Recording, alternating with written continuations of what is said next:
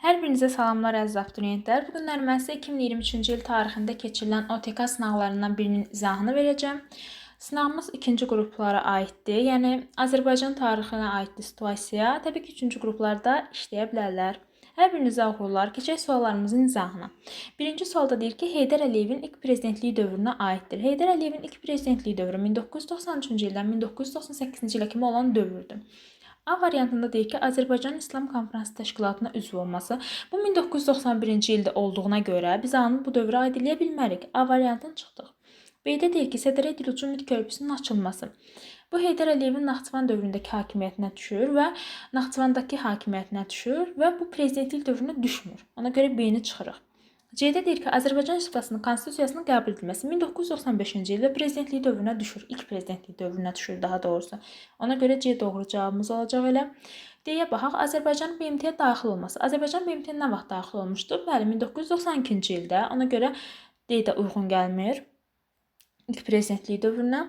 D-ni də çıxırıq. E-də deyir ki, Kəlbəcərin ermənilər tərəfindən işğal edilməsi. Kəlbəcər ermənilər tərəfindən 1993-cü ilin aprelində işğal edilib. Heydər Əliyevin isə ilk prezidentlik dövrü 1993-cü ilin oktyabrından başladığına görə E variantında düşmür, E-ni çıxırıq.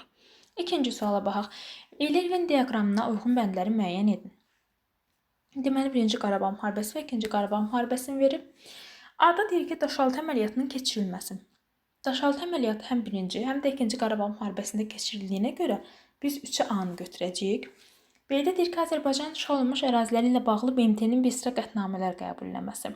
İşğal olunmuş əraziləri ilə bağlı deyirsə, bu aid olacaq birinci Qarabağ müharibəsinə. 1-ə B-ni götürəcəyik. C-də deyir ki, Lələtəpə yüksəkliyinin Azərbaycan ordusunun nəzarətinə keçməsi.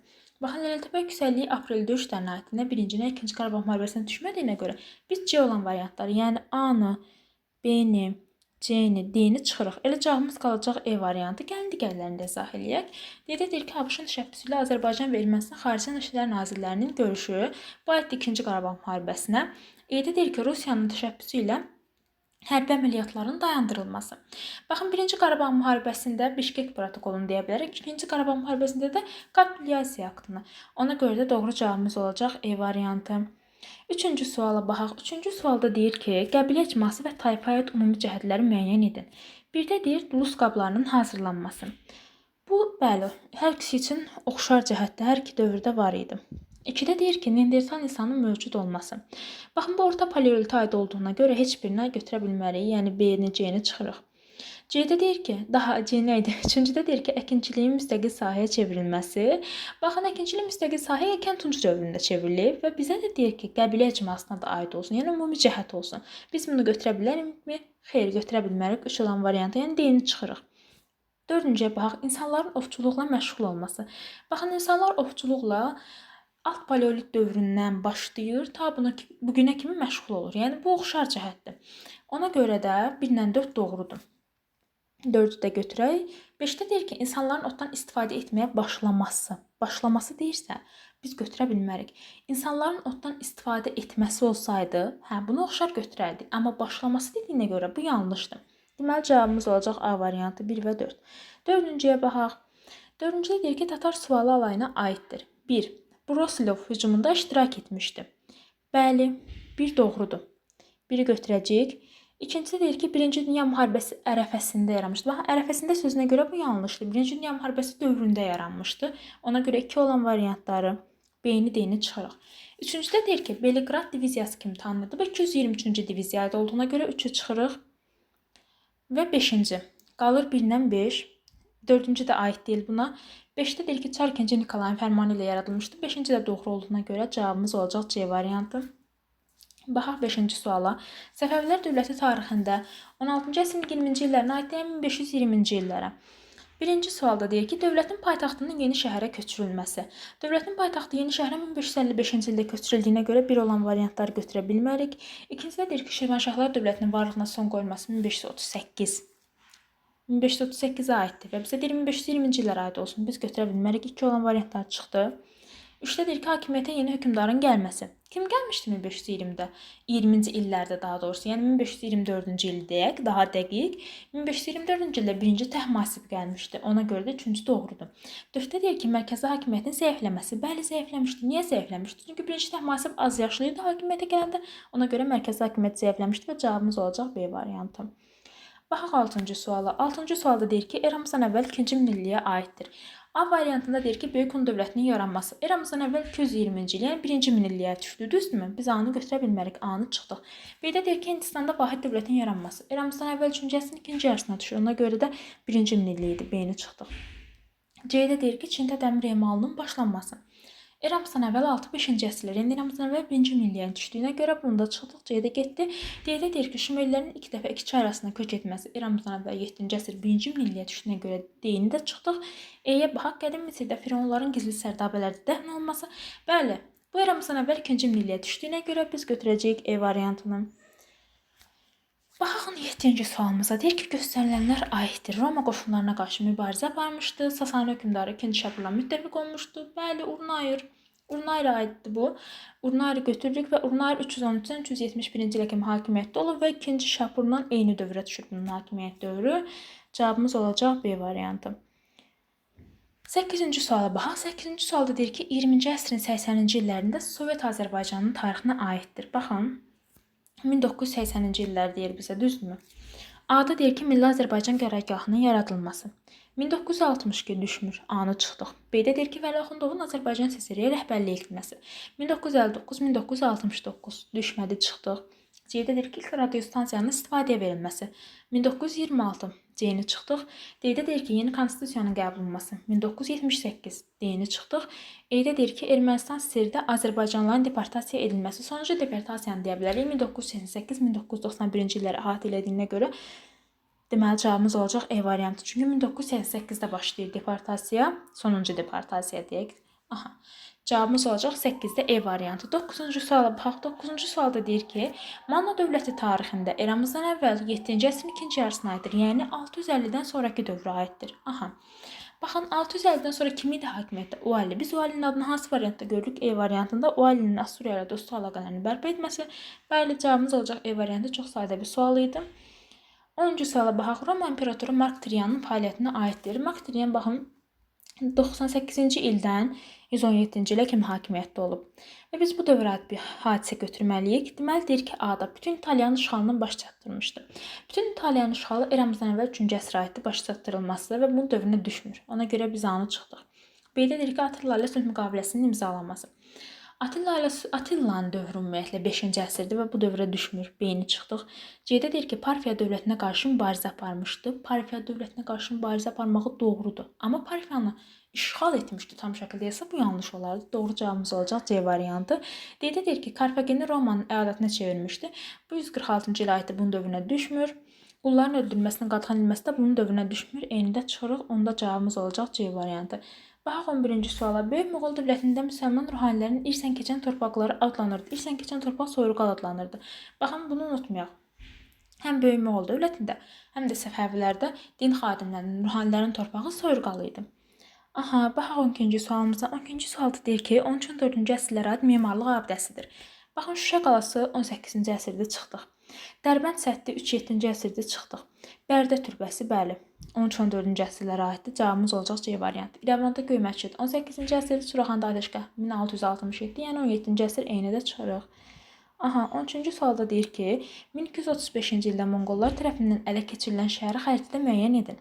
1235-ci ildə Gəncəni ələ keçirmişdilər. Gəncə də Göyçə gölünün üzərində yerləşir. Yəni 3-də cavabımız olacaq deməli 13-cü sualda C variantı. Aha, 14-cü suala baxaq. Göstərilənlərin aid olduğu ərazini xəritədə müəyyən edin. 17-ci əsrdə vətəndaş müharibəsi baş vermişdi. 17-ci əsrdə hansı ölkədə vətəndaş müharibəsi baş vermişdi? İngiltərədə 1642-1646 plus 1648. Deməli biz İngiltərəni tapmalıyıq. İngiltərədə yerləşir 4-də. Yəni cavabımız olacaq 14-də C variantı. Aha, keçək 15-ci suala. 15-ci sualda deyir ki, bax, uyğunluq gözlənilmişdir. Deyir, Avstriya və Prusiya Sadova döyüşü. Sadova döyüşü bildik ki 1866-cı ildə olub və Avstriya və Prusiya arasında olduğuna görə deməli birinci doğrudur. Bir düz götürürük. Aha, İngiltərə, Almaniya dollar diplomatiyası Cənubi Amerikaya olduğuna görə 2-ni çıxırıq. 2 çıxdı. Aha. Üçüncüdə deyir ki, Sinop döyüşü Rusiya Osmanlı, Rusiya və Osmanlı arasında 1853-cü ildə Sinop döyüşü olduğuna görə 3 doğrudur. Yaponiya Çin Portsmouth sülhü Yaponiya ilə Rusiya arasında olduğuna görə 4-də yanlışdır. Cavabımız olacaq 1-3, yəni A variantı 15-də. 16-cı suala baxaq. Şah II Abbasın fəaliyyətinə aiddir. Şah II Abbas 1642-ci ildən 1666-cı ilə kimi olan dövrdə hakimiyyətdə olub. A variantında deyir ki, Hörmüzü Portuqaliyalardan azad etdi. Hörmüz Portuqaliyalardan 1622-ci ildə azad olunmuşdu və bu Şah II Abbasın fəaliyyət dövrünə düşmür. A-nı çıxırıq. Bir də deyir ki, Qəsr-i-Şirin sülh müqaviləsini imzaladı. 1639 Şah Səfinin dövrünə düşür. B-ni çıxdıq. Sənətkarların dövlət xəzinəsinə olan bütün vergi borclarını ləğv etdi. Bəli, niyə? Çünki bu ədalətli hökmdar idi və biz ədalətli hökmdar adı gələn kimi Şah II Abbasın adını götürə bilərik. Aha, deyə bax, Rus tacirlərinə Səfəvilər arasında gömrüksüz ticarət hüququ verildi. 1667-ci ilə aiddir və Şah Süleyman dövrünə düşünə görə deyini çıxırıq. Elə deyir ki, Stepan Razinin qarətçi yürüşlərinə qarşı mübarizə apardı. Bu da 1668-ci ilə aiddir və Süleymanın dövrünə düşünə görə eyni çıxdı. Keçək 17-ci sualımıza. 17-də deyir ki, səbəb-nəticə əlaqələrinin yanlış verildiyi bəndi müəyyən edin. A-da deyir səbəb İltisam sisteminin daha sərt formada tətbiqi nəticədə okupasiyanın baş verməsi. A doğrudur. A-nı çıxırıq. Bizdən yanlış istəyir. B-də deyir ki, əkinə yaralı torpaqların azlığı nəticədə Lənkəran üsyanının baş verməsi. B də doğrudur. Bizdən yanlış istədiyinə görə B-ni də çıxırıq. C-də deyir ki, Çar hökumətinin Qafqazda mövqeyini möhkəmləndirmək istəməsi nəticədə Qafqaz çağırışını təsir etməsi. Bəli, C də doğrudur, çıxdıq. D-yə baxaq. Dövlət torpaqlarında yerləşmiş kəndlilərin sahibkarlarla münasibətlərinin müəyyən olmaması 1847-ci ildə kəndli əsnamələrinin hazırlanması yanlış baxım D-dir. Niyə? Çünki dövlət torpaqlarında yerləşmiş kəndlilərin yox, sahibkar yazmalıdır. Dövlət yazdığına görə bu yanlışdır. Ona görə 17-də cavabımız olacaq D variantı. 18-ə baxaq. Məntiqarcılığı tamamlayın. ABŞ və Böyük Britaniyanın Atlantika Xartiyası adlanan sənədi imzalaması, SSR-nin Atlantika Xartiyasına qoşulması və nəticədə məntiqarcılıq dediyinə görə Birləşmiş Millətlər Bəyannaməsinin imzalanması olacaq cavab. Ardıcıllıqla gedirik. Çünki bizdən məntiqi ardıcılığı istəyir. Cavab olacaq B variantı. 19-cu suala baxaq. Deyir ki, daha sonra baş vermişdir. Böyük Britaniyanın Avropa İqtisadi Birliyinə daxil olması 1973-dür. Fransada 4-cü Respublikanın süqut etməsi 1958-dir. Otorqeyd əhvalatı 1972-də başlayıb. D-də deyir ki, Şimali Kipr Türk Respublikasının yaranması 1980-ci illər 1981-dədir. E-də deyir ki, Soyuq müharibənin başlatması 1991-ci ildədir. Və bizdən daha sonra dediyinə görə ən gec baş verəni, yəni E-ni götürəcəyik. Cavabımız olacaq E variantı. Bax, 20-ci suala deyir ki, uyğunluq gözlənilmişdir. Elxanilər dövründə xan və ailəsinə məxsus torpaqlar adlanırdı. Vəqf yox, inci A-nı çıxdıq. Çünki bizdən uyğunluq gözlənilmişdir deyir. B-də deyir, Xarizmşah Cəlaləddinin yürüşünə məruz qalmışdı. Ellərin hökmdarı Əbbaqir. Cəlaləddinmi yoxsa Təkəşinmi? Xarizmşah Təkəş idi. Ona görə B də yanlışdır. C-yə baxaq. Kəndlərin bir yerdən başqa yerə köçünü qadağan etmişdi. Hülaç xanmı yoxsa Qazan xanmı? Təbii ki də Qazan xan. 1303-cü ildə C-ni çıxdıq. D-yə baxaq. Monqolların Azərbaycanda ikinci yürüş zamanı ələ keçirilmişdi. Təbriz şəhəri, bəli, 20-də D variantı doğrudur. E-yə bax, Cəlallərin Azərbaycanda hakimiyyətinə son qoymuşdu. Qaraqoyunlu dövlətdimi yoxsa Qaraqoyunlularmı? 1410-cu ildə Qaraqoyunlular. Onda hələ dövlət yaranmamışdı. Ona görə də E-də yanlışdı. Keçək 21-ci suala. Ankara döyüşündən fərqli olaraq Malatya döyüşündə. Ankara döyüşü 1402-ci ildə, Malatya döyüşü 1473-cü ildə baş verib. Deyək ki, cavablardan birini seçin. Aha, Osmanlılar məğlub oldu. Osmanlılar məğlub oldu. Ankara döyüşündə Osmanlılar məğlub olub. Bizə nə deyir? Deyir ki, Ankaradan fərqli olsun. Deməli, A-nı götürə bilmərik. B-də deyir, Qaraqoyunlular qalib gəldi. Heç birində Qaraqoyunlu yoxdur. B-ni çıxdıq. C-də deyir, Əmir Teymur parlaq qələbə qazandı. Əmir Teymur Ankara döyüşündə parlaq qələbə qazanmışdı. Bizə nə deyir? Ankaradan fərqli olsun. C-ni çıxdıq. D-də deyir ki, Ağqoyunlu dövləti qalib gəldi. Bəli. 21-də D variantı doğru olacaq. 22-ci suala baxaq. Məziyyətlər sülaləsinin asılı hala salan dövlətləri müəyyəndir. Məziyyətlər nə vaxt gəlib? 861-də. Bəs nə vaxtda kimi hakimiyyətdə oldular? 1027-ci ilə kimi. Və bunları asılı hala salan Sacilər, bir də Salarilər idi. Yəni 1-lə 4 olacaq. Cavabımız 22-də C variantı. 23-də Azərbaycan Xalq Cümhuriyyətinin sosial-iqtisadi siyasətinə aiddir. AXC-nin sosial-iqtisadi tədbirlərini istəyir. 1. Dövlət bankının fəaliyyətə başlaması aiddir. 2. Türk dilinin dövlət dili elan olması dövlət quruculuğu sahəsinə aid olduğuna görə 2-ni çıxırıq. 3-də deyirəm 2 milli kitabxananın istifadəyə verilməsi. Mədəni tədbirdir bu, əziz abituriyentlər. 3-ü çıxırıq. 4-də deyir ki, azad ticarətə icazə verilməsi. Bu da iqtisadi tədbirdir. Sosial-iqtisadi götürə bilərik. Ona görə də cavabımız olacaq 1-lə 4. 24-cü suala baxaq. Deyir ki, Fransanın orta əsrlər tarixinə aiddir. Fransada orta əsrlər 3-cü əsrdən başlayır, 17-ci əsrə kimi davam edir. Bir də deyir ki, Tudorlar sülaləsi tərəfindən idarə edilməyə başlaması İngiltərə tarixinə aiddir. Bunu çıxdıq. 2-də deyir ki, ərazilərinin bir hissəsinin İngilis işğalı altında olması. Bəli, 2 düzdür. 3-də deyir ki, Jaklar üsyanının baş verməsi 14-cü əsrə düşür, 1358-dir. 3-ü götürə bilərik. 4-də deyir sənaye ölkəsinə çevrilməsi. Orta əsrlər dövründə Fransa sənaye ölkəsinə çevrilməyib. 4 yanlışdır. Ona görə cavabımız olacaq 2 və 3. 25-də deyir ki, Azərbaycanda ərəb ağalığı dövrünə aiddir. Mülk və hərbi işlərə əmrin başçılıq etməsi. Bəli, aiddir. 2-cidə deyir ki, dini idarələrə məxsus torpaqların mülk adlanması. Xeyr, vəqf adlanırdı ki, yanlışdır. 3-də deyir ki, xüsusi hərbi məskənlərin, rabatların yaradılması. Bəli, doğrudur. 4-də deyir ki, bütün əhalidən cizyə vergisini alması. Bəyən bunlar bütün əhalidən mi alırdılar cizyə vergisini? Xeyr. Bunlar sadəcə müsəlman olmayanlardan alırdılar. Ona görə 4-də yanlışdır. 26-da deyir ki, xronoloji ardıcılığı müəyyən edin. Baxın 26-da. Çinin ilk dəfə Göytürk xaqanlığından asılığı qəbul etməsi. Bu düşür 6-cı əsrə. Sultan Mahmud Qəznəvinin Hindistana yürüşü 11-ci əsr. Uyğur dövlətinin süqutu 842. İltərizin Çinə qarşı üsyan qaldırması, bu da 682. Deməli, ardıcılığımız necə olacaq? 1. Sonra gəlir, 1-dən sonra gəlir deməli 4. Sonra gəlir 3, sonra gəlir 2. 1, 4, 3, 2. 26-da cavabımız 1, 4, 3, 2 olur. 27-yə baxaq. 27-ci sual çox qəşəng bir sualdır. Şimali Azərbaycana aid uyğunluğu istəyir. Birinci deyir ki, 19-cu əsrin 80-ci illər, yəni 1880-ci illər. İkinci deyir ki, 19-cu əsrin 90-cı illər, yəni 1890-cı illər. Aya baxaq. Dövlət torpaqlarının satılması haqqında fərmanın verilməsi 1886-cı il. Bəyən bu Şimali Azərbaycandır. Xeyr, Cənubi Azərbaycan olduğuna görə biz bunu götürə bilmərik.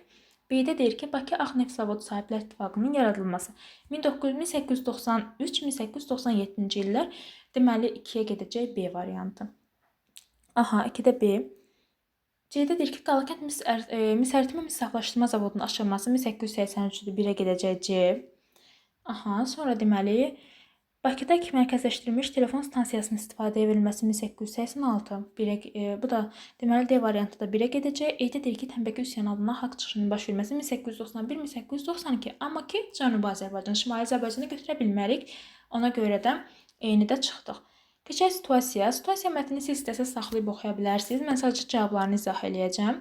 Deməli, 28-də deyir ki, mənbədə bəhs edilən xanlığın Siyanovun başçılıq etdiyi rus qoşunları tərəfindən işğal edildiyi ili yazın. Baxın, burada Cavad xanın adını çəkir. Görürsünüzmü? Deməli, hansı xanlıqdır? Gəncə xanlığı.